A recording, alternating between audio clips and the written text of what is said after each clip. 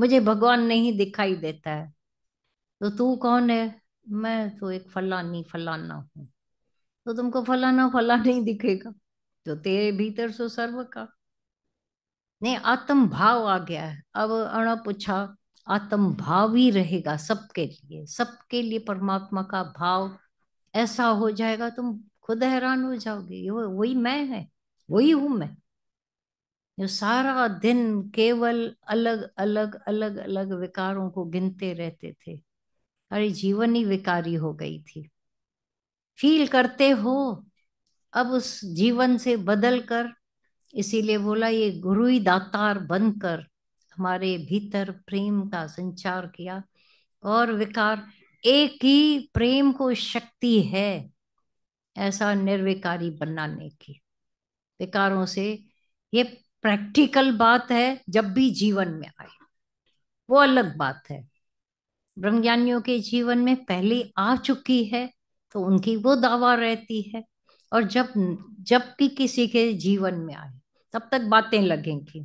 ये छोड़ो, बातें हैं, ऐसा कोई हो सकता है क्या? गीता भगवान की वाणी चली। भाई एक ने आकर बोला कि कैसे कोई भी ब्रह्मज्ञानी या ज्ञानी भी या व्यक्ति भी इच्छा रहे तो सकता है। तो दादा भगवान से बहस कर रहा था। दादा भगवान ने बोला आओ अगर सारा दिन देखो बैठकर, पूरा दिन बैठो, तुमको दिखाई दे जाएगा कि मेरे को कौन सी इच्छा है। तो गीता भगवान ने ही बोला है कि सारा दिन जो सुबह से लेकर केवल माना भाई सामने वाले की इच्छा से चल रहे हैं, दूसरे के कहने पर उठना बैठना सोना जागना खाना, अपनी इच्छा है ही नहीं। सबसे मुश्किल काम है और के इच्छा पर चलना। वो जो किसी ने कर दिया मुक्त हो गया। सरल है मुक्ति, पर खाली करना आवे। तुम खुद जी के देखना, सामने वाले की मर्जी पर हम कोई गुलाम है, हम कोई ऐसे है, या अहंकारी मार के बैठा है। हम गुरु की भी मर्जी पर नहीं चल पाएंगे जब अपनी इच्छा होती है तो।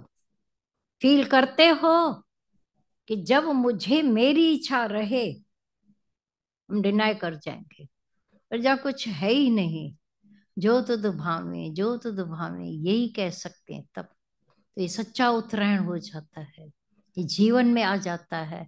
हमेशा आत्मा के सिवाय देह की बात ही नहीं।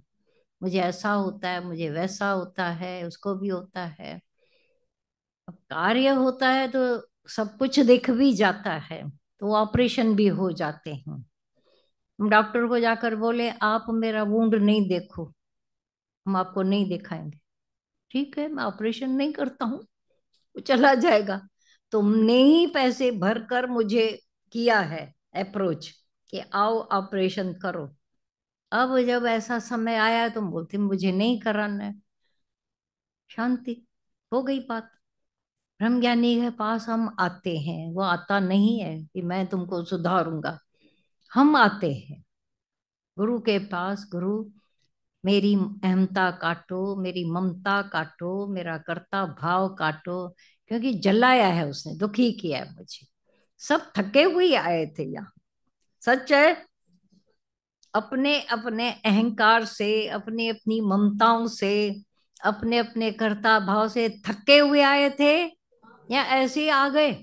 चलो रौशा लगा पड़ा है यहाँ तो झांझ भी नहीं है, कुछ है ही नहीं। अरे भाई इधर जाओ तो मौत है, मौत यहाँ।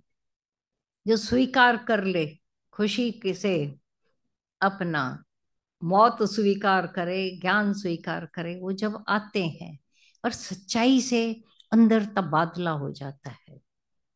जैसे ऑफिसों में घरों में तबादला होता है, तो ये भी देह से आत्मा में तबादला हो गया ना।